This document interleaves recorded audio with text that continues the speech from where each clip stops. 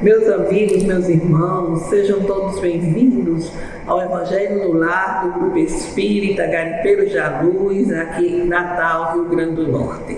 É sempre uma alegria renovada voltarmos aqui para esses momentos de reflexões, para esse nosso encontro com Cristo.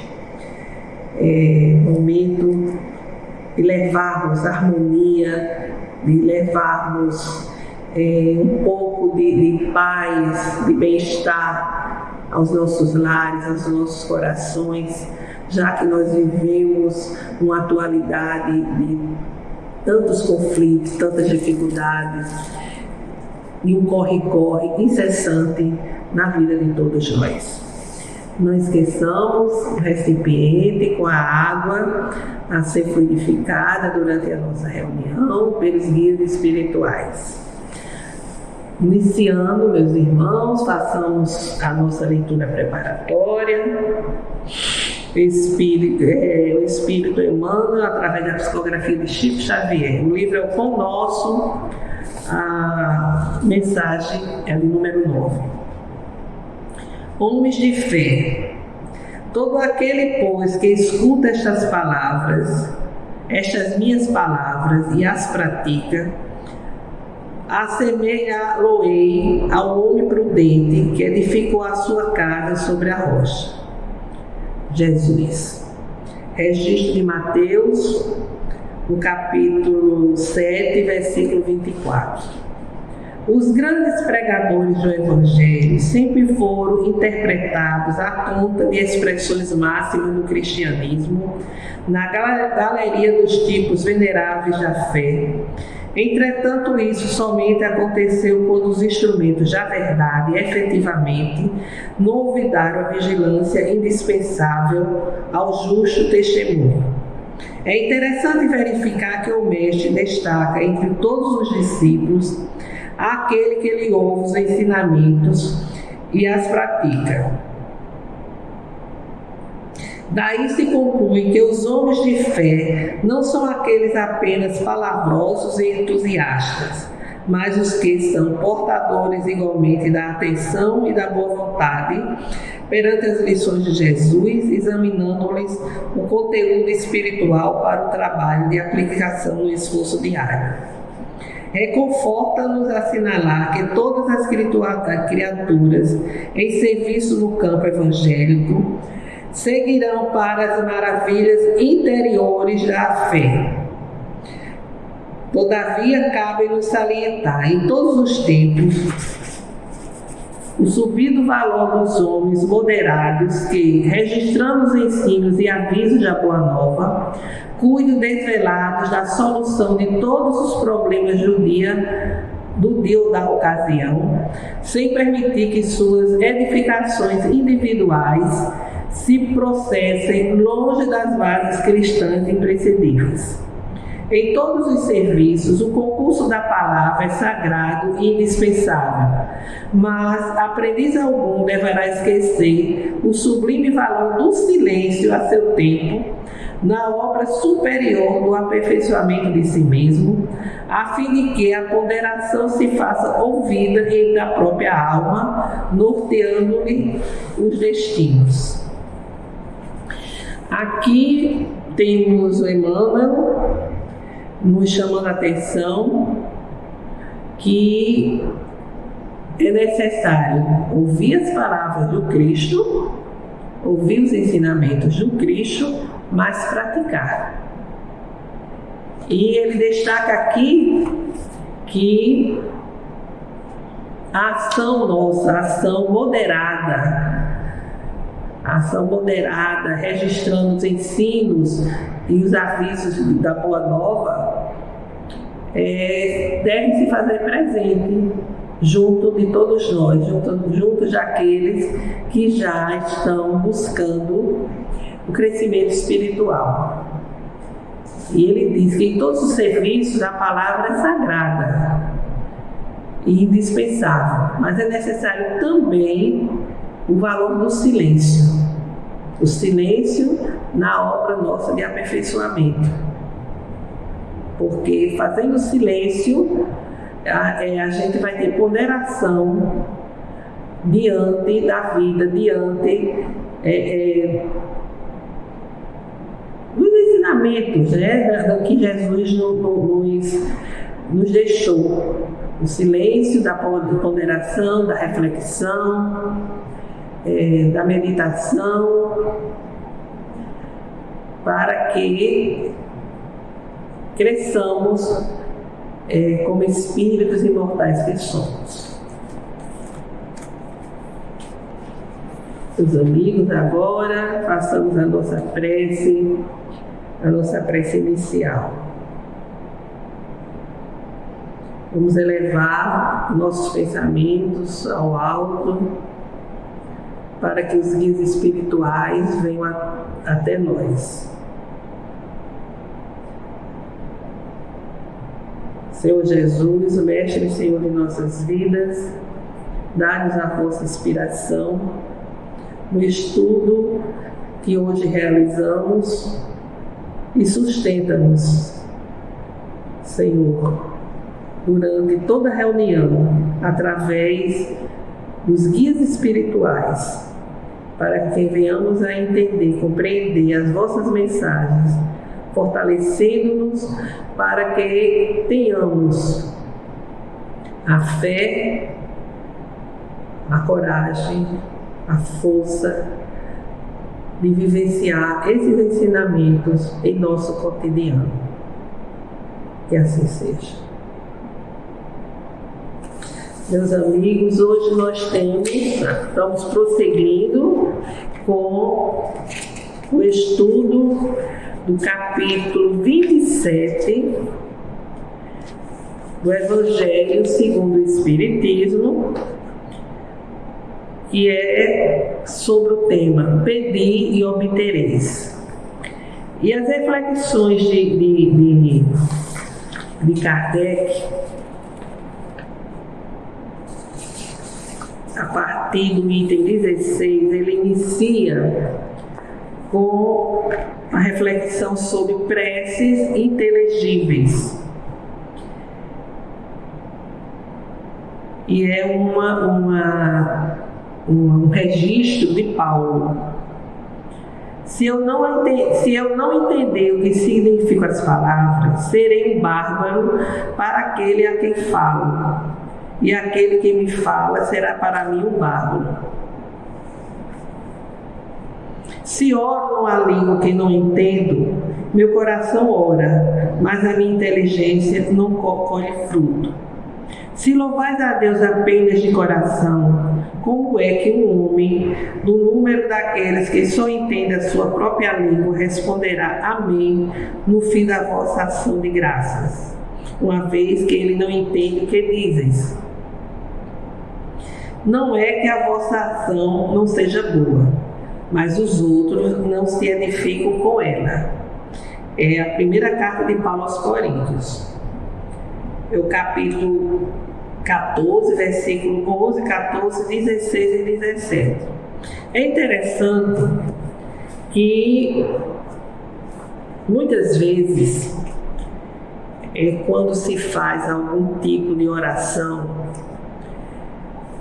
algum tipo até de exposição, se usa de palavras que não são corriqueiras, palavras muito clássicas e que as pessoas não compreendem, não entendem. Seria necessário que pessoas daquele mesmo entendimento cultural ali estivessem. E quando se faz uma prece, se faz essa exposição, é necessário se falar, se expor, de modo que todos compreendam. Aqueles que têm um nível de escolaridade mais avançado, como também aqueles que não têm nenhum nível de escolaridade. É isso que o que Paulo coloca, que se ele fala, e ele coloca aqui, se eu não entender o que significam as palavras, ou seja, às vezes a pessoa nem entende para si mesmo aquilo que está dizendo na prece, aquilo que está falando, porque simplesmente memorizou, como como é que eu vou falar para os outros? Ele diz assim: eu serei um bárbaro e aquele que me fala será para mim um bárbaro. Ou seja, se eu falo, serei um bárbaro para as pessoas, e quem fala para mim, nesse mesmo sentido, será também um bárbaro. Quer dizer, você pode estar com o coração orando, mas numa língua que não entende. A pessoa está ali orando numa língua que não entende, o coração está orando, mas não haverá uma eficácia, né? Não haverá um intercâmbio, vamos assim dizer. Aí Kardec, ele apresenta a seguinte reflexão: a prece só tem valor pelo pensamento que lhe está conjugado. Ora, é impossível conjugar um pensamento qualquer ao que se não compreende. Porquanto o que não se compreende não pode tocar o coração. Para a imensa maioria das criaturas, as preces feitas numa língua que elas não entendem não passam de palavras que nada dizem ao espírito. Não passam de amálgamas de palavras que nada dizem ao espírito. Para que a prece toque, preciso se torna que cada palavra desperte uma ideia, e desde que não seja entendida, nenhuma ideia poderá despertar. Será dita como simples fórmula, cuja virtude dependerá do maior ou menor número de vezes que a repitam. Veja bem, cuja virtude dependerá do maior ou menor número de vezes que a repitam. Muitos oram por dever, alguns mesmo por obediência aos usos, pelo que se julgam que, desde que tenham dito uma oração determinado número de vezes e em tal ou tal ordem. Deus vê o que se passa no fundo dos corações, lê o pensamento e percebe a sinceridade. Julgá-lo, pois, mais sensível à forma do que ao fundo é rebaixado. Isso aqui ele está se referindo ao capítulo 28º, não é o 28º, ao número 28, o item 2, lá na frente.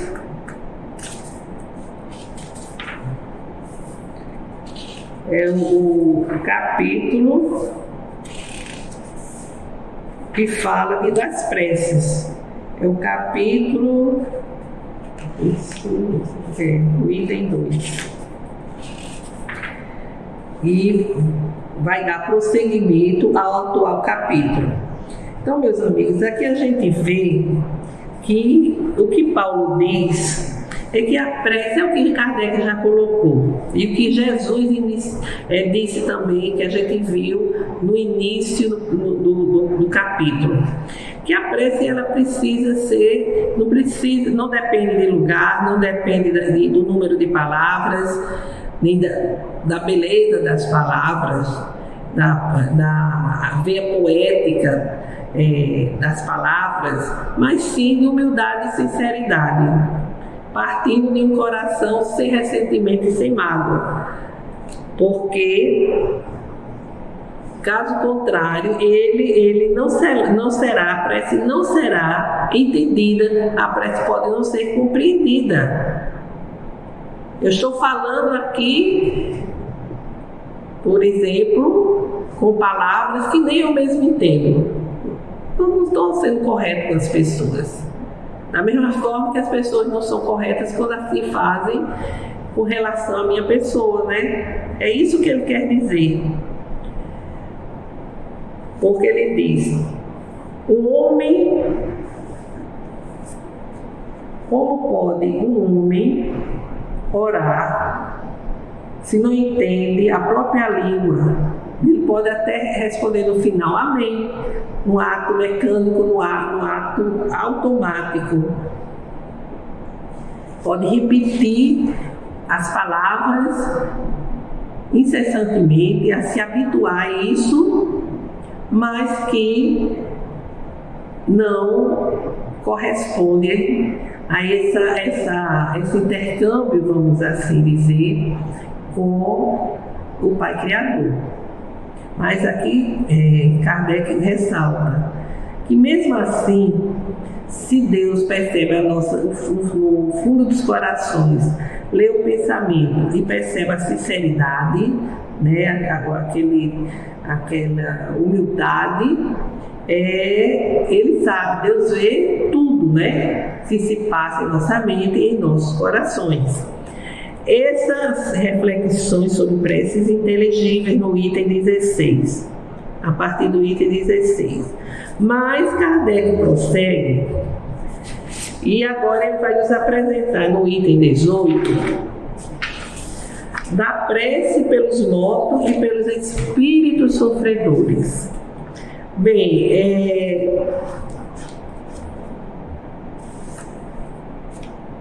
no item 18, que às vezes nós questionamos, né, se devemos ou não orar pelos mortos, né?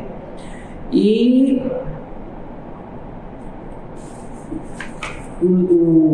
a colocação que ele faz sobre essa questão é bastante assim, elucidativa, porque ele diz o seguinte: a prece pelos espíritos sofredores, ou seja, pelos mortos, pelos espíritos sofredores, né, é um dever cristão. Ele coloca como dever cristão de auxiliar os necessitados, e porque esses espíritos, ao se sentirem lembrados, ao serem tocados pelas vibrações decorrentes da prece, eles vão ser aliviados da sua dor, das suas dificuldades no mundo espiritual, e vão ficar menos infelizes. A prece também exerce sobre os desencarnados sofredores outro papel, que é o papel de reanimá-los e inspirá-los ao desejo de voltarem a trabalhar pelo progresso, pelo seu aprimoramento. Há aqueles, né, que dizem: não, mas o espírito é um sofredor, ele muitas vezes não está querendo melhorar-se, né? Aquele que é sofredor, mas está no mundo espiritual de forma rebelde, de forma revoltada, e mesmo eles, a prece pode beneficiá-los, sim, com o tempo, mas cedo ou mais tarde, ele será influenciado, terá suas atitudes influenciadas, e ele pode ser reconduzido à senda do bem. Afinal, não há espírito tão endurecido que não venha um dia a despertar para as verdades espirituais, né? Nós temos na literatura espírita muitos casos, muitos relatos.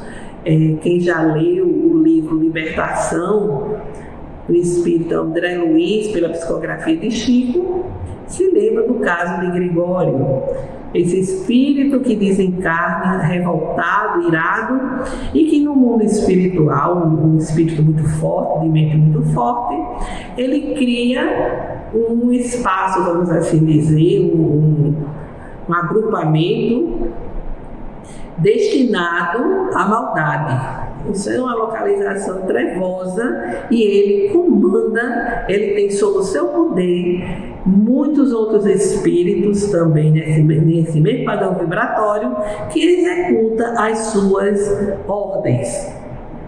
E ele fica, né, nesse trabalho, anos após anos. O desejo dele era se vingar de um espírito feminino que estava reencarnado, e ele vai levando assim a um processo obsessivo de destruição mesmo, de esgotamento de força, esgotamento mental, e a mãe, que tinha um nível espiritual elevado, orando incessantemente por ele, orando para que ele saísse desse tipo de vibração, dessa condição de trevas, de ódio, desejo de vingança. E ela ora, vai orando incessantemente, até que suas orações chegam à colônia espiritual Nosso Lar, e os seus pedidos serão analisados. E os espíritos começam então a fazer todo um trabalho de retirada dos espíritos que viviam sob o comando de Gregório. Esses espíritos, no fundo, já estavam cansados daquela vida. E eles vão, a equipe do Nosso Lar, vão doutrinando, resgatando esses espíritos. E quando Gregório se vê seus principais executores, ele vai ao encontro da equipe onde André Luiz estava, querendo exatamente enfrentá-los, destruí-los, guerrear. E é quando ele ouve a voz da mãe e fica em choque. E quando ele não acredita, acha que é uma magia, e ela se materializa diante dele, e ele ajoelha-se e se rende ao afeto, ao amor da mãe, que não se cansou jamais de orar por ele. Aí a gente vê como o efeito da prece verdadeira, fervorosa, alcança o espírito, mesmo o espírito de vibrações trevosas, de vibrações por demais grosseiras e densas. Então, orar pelos desencarnados, principalmente os espíritos sofredores, é, sem dúvida, um ato cristão, um ato de caridade. Há pessoas que não acham utilidade, né, na prece pelos mortos, porque a sua crença é aquela crença que acredita que depois da morte não há mais o que ser feito. Ou a pessoa já é salva ou condenada às penas eternas. E, no entanto, as penas, elas não são eternas, né? A gente sabe perfeitamente que elas são temporárias, durando apenas até que a alma se volte ao bem e corrija e se decida a corrigir os seus erros, né? A corrigir as suas falhas. Não seria justo, não seria lógico, nem caridoso, nem cristão recusar a ajuda pela prece a quem quer que seja. Aí nós lembramos também de um detalhe, né? O suicida. Por muito tempo se achava que o suicida era um criminoso diante das leis de Deus, né? Ele era um ato muito grave, era um crime que se cometia perante as leis da vida, perante as leis de Deus. E, no entanto, a espiritualidade nos orienta que todos eles merecem a prece intercessória. Aí aqui a gente lembra também do caso que Divaldo contou, lá em Salvador, um pai de família desesperado porque via os filhos com fome, a mulher doente, e não tinha um trabalho digno, né, para atender as necessidades, e ele se deita na linha do trem e o trem passa por cima. E quando Divaldo ele toma conhecimento, ficou muito penalizado, ele coloca o caderninho que ele tem, que ele tinha, o nome daquele cidadão. E toda noite ele ora. Até que um dia o tempo passou, e um dia ele estava na janela do quarto, olhando assim para o céu. Ele estava no dia que ele tinha tido muitas dificuldades e ele estava com vontade de abandonar o trabalho. Quando ele sente uma mão pousar em seu ombro, dizendo: não faça isso. Que ele olha, aí vem o que é o Espírito, e ele fala muitas coisas. Então faça isso. Você não sabe o quanto é importante esse seu trabalho para as almas sofredoras. E conta, para não nos estendermos, que ele era aquele homem do acidente do trem. Ele diz que foram anos de desespero, de sofrimento, porque quando ele está querendo se levantar, o espírito, né? Aí sentiu o trem de novo passar por cima e todo o sofrimento, dor, voltava. E assim foi consequentemente. Até o dia que ele começou, então, ele se aliviava quando Divaldo orava. Ele não sabia de onde vinha aquela energia, aquelas vibrações, até o dia que Joana de Anjos chegou e retirou ele da linha do trem e colocou assim ao lado. Ele permanecia, o espírito permanecia na linha do trem, sofrendo toda a dor e sofrimento do dia em que o trem passou por cima e o matou. Ela tira ele, coloca assim ao lado e conversa com ele. É quando ele entende, percebe, é quando ele vai compreender, né? Que aquele alívio que ele sentia após aquela cena do trem passando novamente por cima dele, esse alívio era resultante das preces que eram proferidas por Divaldo. Aí você vê a ação da prece. E a gente diz: mas a prece, por que ela não alivia a minha pessoa? Às vezes a gente está no sofrimento e a gente ora e não entende por quê, né? O efeito, né? O resultado nós não alcançamos. Aí nós recorremos aos ensinamentos espirituais que nos dizem que somos atendidos, mas às vezes a gente não tem condições de se libertar daquele momento, daquele sofrimento. E às vezes ele já foi amenizado e nós nos esquecemos de que nós já temos algum conhecimento do Evangelho, da doutrina espírita, para nos fortalecer, para nos aliviar. E que aquela problemática poderia ser muito mais acentuada, mas que a espiritualidade só pôde nos amenizar devido aos nossos comprometimentos, à gravidade dos comprometimentos perante as leis da vida. Mas há também aqueles que dizem que se as leis divinas são imutáveis, seria inútil fazer uma prece, porque as leis não podem ser desrespeitadas. Mas isso é um desconhecimento que o conceito da imutabilidade das leis não implica, de forma alguma, no estabelecimento de uma duração definida e irreversível para as penas.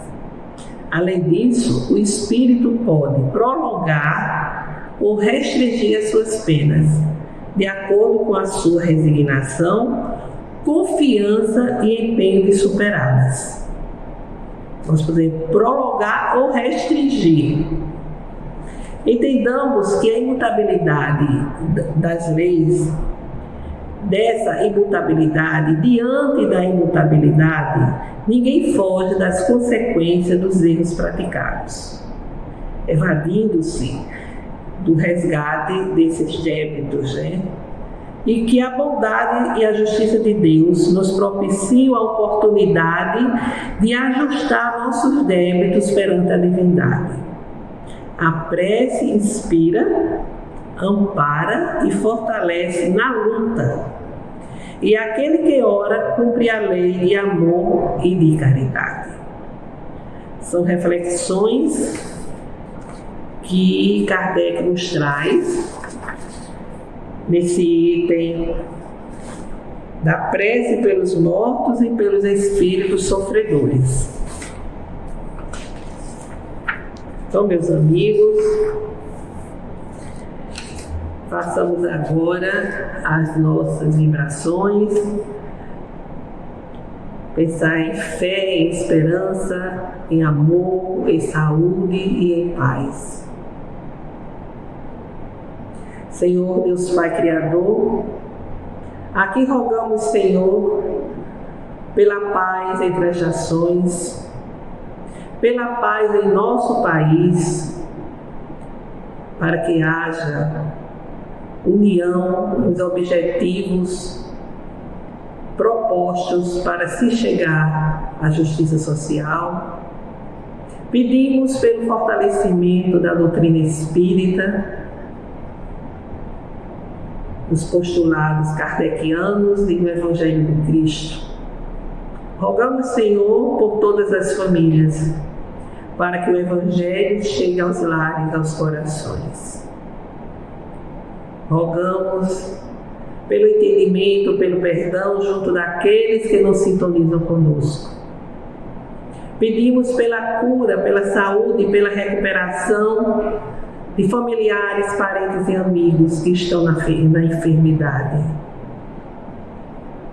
Nos pedimos, ó Deus, por cada um de nós, por nós mesmos, por nossas famílias, para que nos fortaleçamos os ensinamentos da vida maior.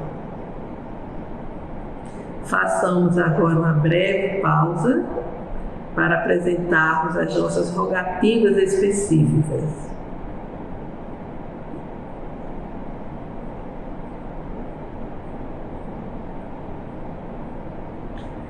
Senhor Deus, recebei as nossas rogativas, Senhor, e derramai a vossa graça sobre nós, e que ela nos fortaleça, que ela nos ilumine, ajudando-nos a trilhar o caminho que nos está assinalado por vós na presente encarnação.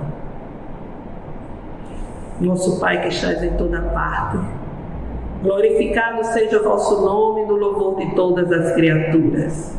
Venha a nós o vosso reino de amor e sabedoria, seja feita a vossa vontade acima dos nossos desejos, aqui na terra e em todos os ciclos espirituais. O pão nosso do corpo e do espírito dai-nos hoje, perdoai as nossas dívidas, ensinando-nos a perdoar os nossos devedores, para esquecimento de todo mal, não permitindo que venhamos a cair nas tentações das nossas próprias inferioridades. Livra-nos, Senhor, da maldade que ainda existe em nós mesmos, para que reine a paz, o entendimento, o amor na caridade, hoje, amanhã e sempre. Que assim seja. Encerramos assim o Evangelho de hoje, desejando a todos uma semana de saúde, paz e harmonia, e esperando todos vocês para mais um encontro no próximo domingo. Até breve.